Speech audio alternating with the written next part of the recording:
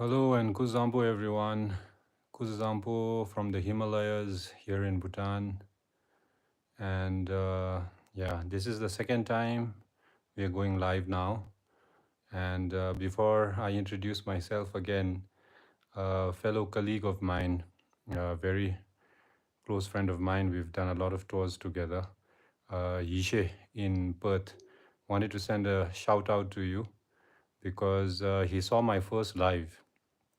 And then his comment was, you don't need to tell us your karma dendup. So yeah, it's not for you, Yishe. It's for the rest of the people who's watching this for the first time. So I am karma dendup, and thank you, Yishe, for watching. And besides that, I realized one of the benefits from the first live I did on YouTube was I got an ajim. So a shout out to you as well, Ajim Bet. Ajim Jigme Senam in Brazil. You haven't shared where in Brazil you are watching our content from, but I just wanted to thank you from all of us here in Bhutan for all the interest and love that you show the broadcast from here in Bhutan, as well as to all the Bhutanese content that you consume there in Brazil. And I guess that's one of the benefits of having technology, that is, you get on YouTube, you get on any social media, and you only hear bad things about social media.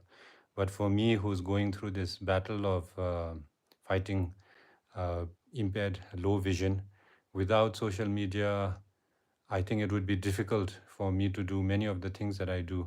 And especially without the smartphone, I would totally be, obviously, given the person that I am, I might find some way or some other means way tool to get things done. But because of the fact that we have social media and we have smartphones, I get to do a lot of things, and I'm still a productive person because of that. But enough about that. This being BodhiTree Bhutan, one of the reason I'm doing this is, in a sense, me and whoever catches this video, we are building a channel together. Before, when I used to work for the Bhutan Broadcasting Service, I had the privilege and honor of serving there for 5 years, in total 7 years. But in doing that, I was just very recently tabulating how much of my content has been viewed on YouTube, Facebook, and amongst other handles that I have.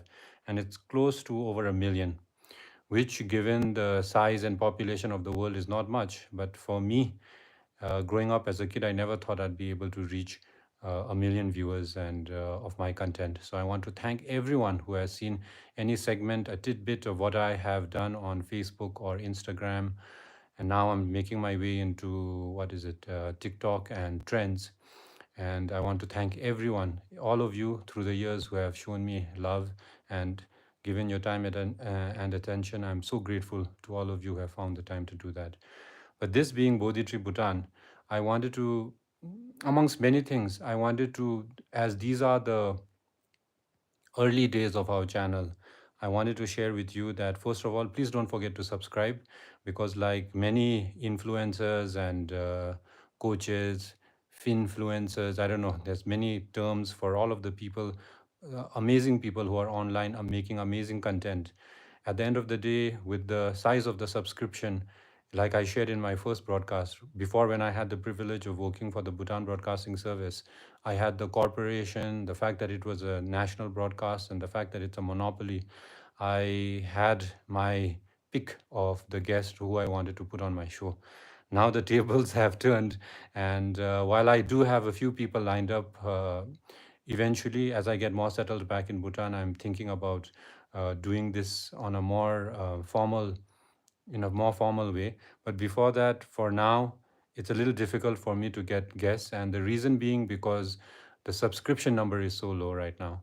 Having said that, I've also noticed that in the past month, the channel has shown significant progress, and it's all because of the subscribers and the people who watch this content.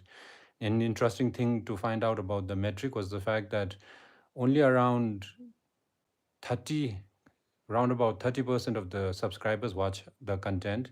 And besides that, it's an encouraging way to look at it, that we have close to 70% of the people who click on the BodhiTree Bhutan content, that you guys are not subscribers. And I hope you will change that.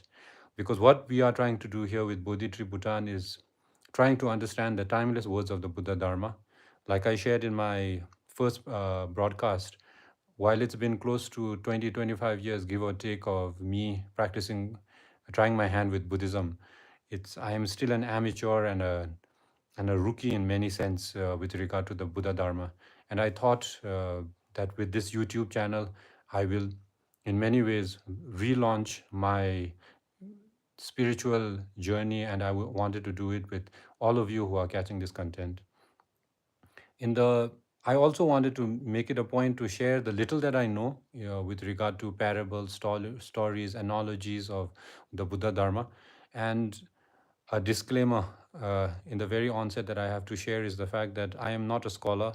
I am far from I am a practitioner, a diligent one, especially since my eyesight started to give up on me. But before that as well, also, Buddhism has, I mean, the fact that I'm doing this live also has much to do with the fact that I was able to do my Nyentro practice. And yeah, so besides the Nyentro practice and my daily practice, I don't have many lofty claims. With regard to the television industry that uh, I was very lucky and privileged to receive a national award for one of my documentaries. And overall, with the shows such as Chanchup Singh, that is what BodhiTree Bhutan previously used to be known as here in Bhutan. And besides that, I used to host a show called Tungso BBS, which was a live call-in show in BBS. And so I just wanted to share today in the second live that one of the things that has been in the top of my mind for a very long time, because while this is done in a very informal way from my bedroom here in Bhutan, I wanted to share that one thing I've always felt, I never found my way around to asking any of my guest Rinpoches or scholars or Khembos about the example of three vessels. And to elaborate a little further about what the three vessels are, uh, I made mention of the Quinzala Michelum, the words of my perfect teacher, in the first live broadcast as well. And it's a show that is very close to my heart, book that is very close to my heart. And whatever little that I'm able to share in conversations or in dialogue with any learned master, it's all thanks to the words of my perfect teacher.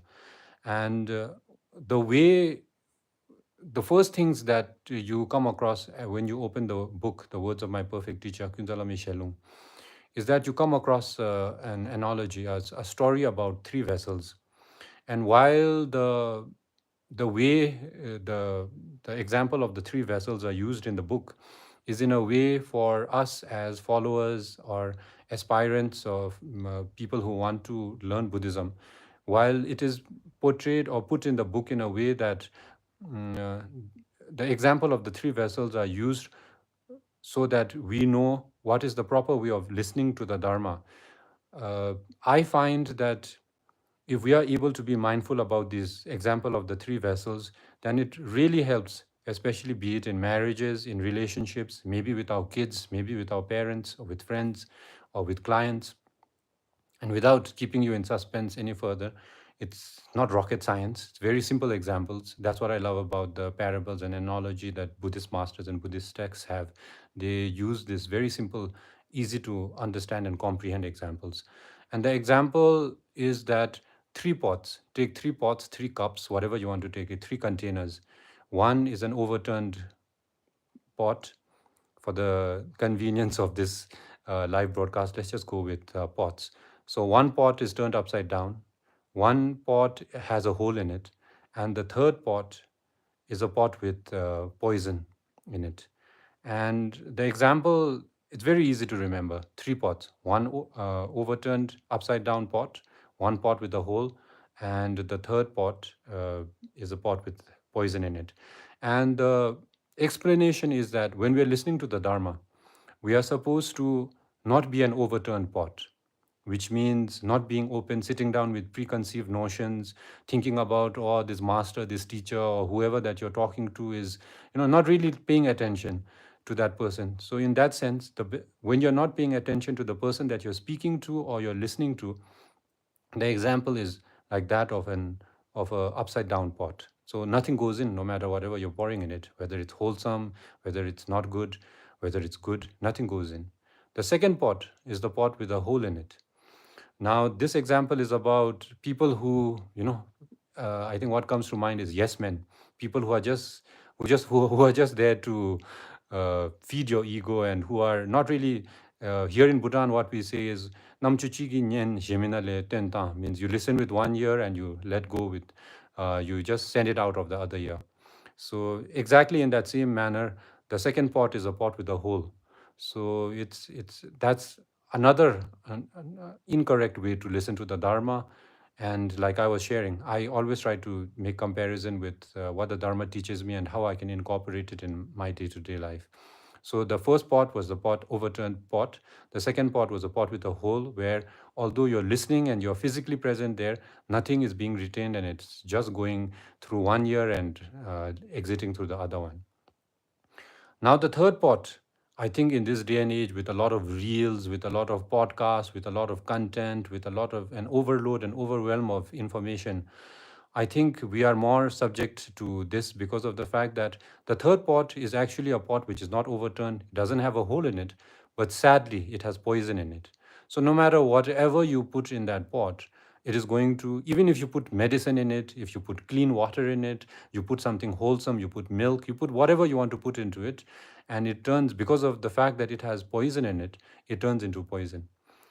And yeah, so these today in this live as well, I wanted to keep it short, but I'm looking at, I already overshot my 10 minutes. But yeah, so if you take anything from today, then first of all, please remember that BodhiTree Bhutan is your channel. Secondly, the fact is the three pots: the overturned, the upside down pot, the pot with a hole, and the pot with poison in it. And like I shared, my whole effort in wanting to practice the Dharma and, in a sense, make it accessible to everybody, not only here in Bhutan, but everyone across the globe, has been that the Buddha Dharma, I feel, in many ways, it doesn't find translation into day to day life. I was just discussing with my nephew a few days ago after dinner, and in one of our conversations, I was trying to share with him that what his uncle has been trying to do for the past close to 15 years since I sat for my first live with Chanchup Singh, has been to make the Buddha Dharma more practical in a way. Because I was trying to give him the example of here in Bhutan, we call it a chosham. It's a shrine room. And for people who are in many ways don't afford that, or don't believe in that, maybe you have a shrine. And I've come to realize that BodhiTree Bhutan, much of our content goes across the Atlantic. We have people in Brazil, as well as very recently from Germany and the Middle East, as well as in Ireland and Scotland. So, and in Denmark as well. So if you don't have a shrine, if you don't have a shrine room, then maybe you have an altar, maybe you have a thanka, a picture of a Buddha, Guru Rinpoche, whoever is your yidam and deity. And I've realized, or maybe you just have a cushion. But the point that I'm trying to make, and with BodhiTree Bhutan and all of the content that we're producing, is that we just don't become Buddhist when we're sitting on the cushion. That Buddhism needs to find its way from the cushion to the kitchen, maybe to the bathroom as well when you're taking your shower or taking a bath. Because I want the Buddha to be with me in all times so that I am able to navigate through life with the wisdom that he was able to cut through 2,500 years ago. Uh, I I can see some comments, but yeah, hello, hello. And thank you so much for tuning in. But yeah, so the idea was to keep it short, to keep it for 10 minutes. And eventually, I would like to request all of you to subscribe so that we are able to grow this channel, so that one fine day, any of the masters that you guys have been watching, even the previous masters who were gracious enough to accept my invitation before, and we can have them. Because when I went through all of the comments in the old videos that we have uploaded as well, many of you have shared very interesting and intelligent, wise questions, practical questions, which goes in line with what I'm trying to do here with BodhiTree Bhutan. And I thank all of you. And yeah, So don't remember the don't remember. I mean, do remember the example that I just gave you of the three vessels, the three pots, the pot, upside down pot, the overturned pot, the pot with a hole, and the pot with poison in it. And hopefully, we don't just use that example and are mindful of that example only when we are sitting in front of a master or a teacher, but we use this. And I'm saying this to myself as well. When I'm talking to my wife, when I'm talking to my two girls, or when I'm talking to my aged parents or to my siblings or friends. And I think if we are able to do this, the world will be a much more saner place, at least in the world, in the space that we occupy. And while I want to end on a happy note, sadly, today, for many of us here in Bhutan, as well as for many people in India, a very important man has left our planet, our globe. Ratan Tata, the head, the chairman, the boss of Tata, has left us, reminding us that all is impermanent. And I hope all the goodness that amazing great personality. One of my friends had a very beautiful thing to say, that you can't call in with regard to many personalities, you can't use good and great in the same sentence, but with Ratan Tata, that is one thing you can do. And to friends, family, employees of the Tata company, thank you for making the world a better place with whatever you guys do. And that's one thing that I wanted to share. And another thing is, today I believe is World Mental Health Day, and coincidentally it's Thursday, and it's the day that Bodhisattva from BodhiTree Bhutan comes to you live here on YouTube. And thank you everyone for all of the love and time that you shared with us. But before I leave, please don't forget to analyze and realize.